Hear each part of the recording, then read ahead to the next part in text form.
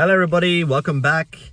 So this series on dollar cost averaging continues, and if you have seen my previous videos, you would have noticed that on the first round of using dollar cost averaging to try to beat my bank in terms of the mortgage repayments rate that I'm sort of roughly getting at the moment, which is around 4%, I managed to use dollar cost averaging with Bitcoin to do that in 8 days. So now I'm up to round 2, and round 2 started a couple of days ago on the 30th of July.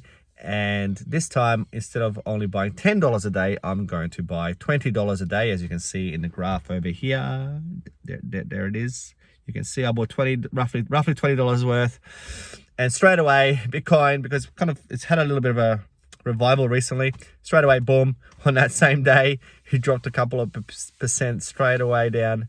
And if I was using larger amounts of money to do that, that might be a bit unnerving, I suppose. But dollar cost averaging, it really shouldn't matter where I enter or where I first start purchasing the parcels. What matters is how it's going to return over the next few days. All right, and hopefully days, not weeks and not months, because as I mentioned before, I have used this process before, and it has taken months, like in 2 months, to get any sort of decent return on my investment. So here's what's going to happen. It's round 2, $20 every day invested into Bitcoin.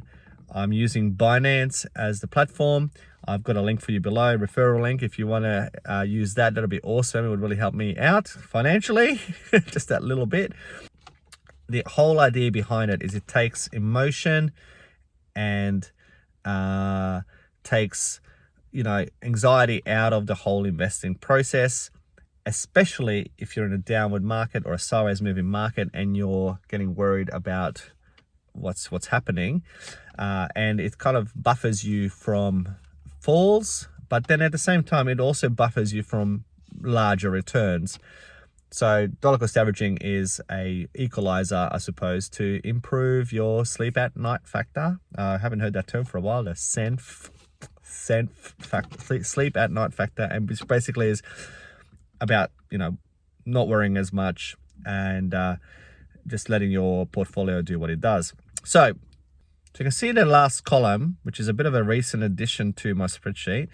The last column is the difference in terms of the rise or fall between the purchases.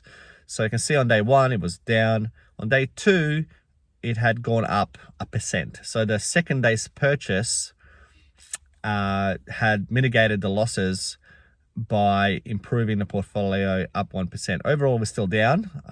Still down quite a little bit. But you can see that the because it's green, because it's in a positive, we improved the position of the overall portfolio. So yesterday's purchase improved the portfolio by 1.11%. So that's made the portfolio look that much better in terms of that second purchase. So there we are.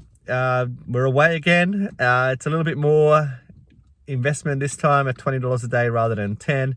We'll see how it goes. We'll see. I don't think we're going to beat 8 days today. Just looking at the Bitcoin charts at the moment, we're coming off a little bit of a return, a little bit of a rally, and so this time we'll see how it goes. Hopefully within, I don't know.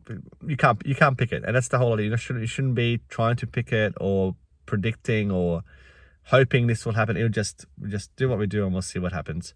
All right. So if you haven't already, please subscribe. Buttons down there. I'm gonna keep going with this series. I can see a couple of you watching, so that's awesome.